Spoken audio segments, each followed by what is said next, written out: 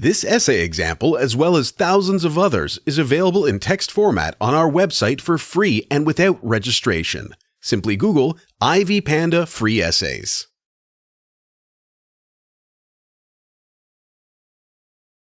The use of rhetorical appeals to strengthen the message is a standard instrument for many orators, and Patrick Henry is no exception to the rule. In his speech, "Give Me Liberty or Give Me Death," he resorts to all possible means to convince the new government that the war with Great Britain is inevitable. In this way, his viewpoint is not entirely theoretical but a call to action to gain ultimate freedom. Therefore, the consideration of the inclusion of ethos, pathos, and logos in Henry's argument in the speech will demonstrate the way he attracted the attention of the audience to the presented issue.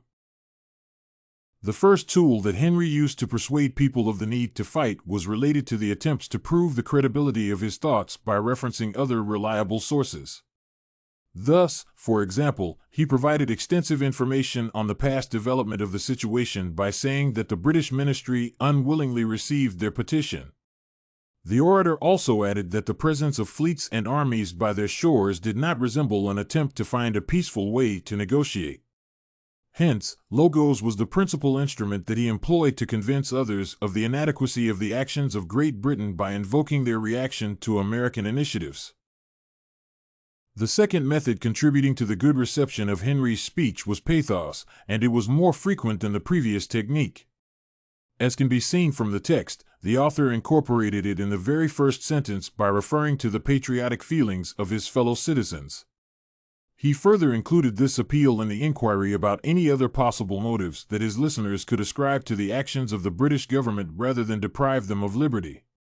In this way, Henry emphasized the need to understand their general attitude contrasted with the patriotism of Americans and thereby evoked their emotional response.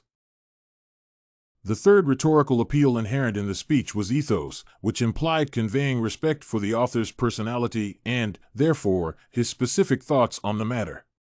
In this way, the upcoming war and its significance for the prosperity of the country were demonstrated through the lens of his personal credibility. For instance, when talking about the actions of American citizens in negotiating with Great Britain, he highlighted his involvement in the decision-making process alongside other leaders. Hence, the consideration of his contribution to the political affairs of the country persuaded the listeners in his awareness of the actual problems.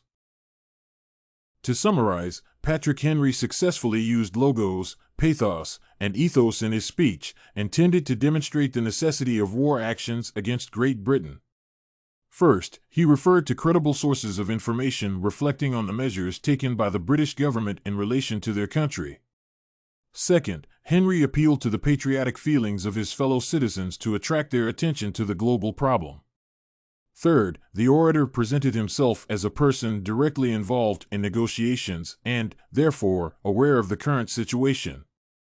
Thus, the effectiveness of his attempts to transmit his thoughts on the matter was conditional upon the use of the mentioned rhetorical appeals.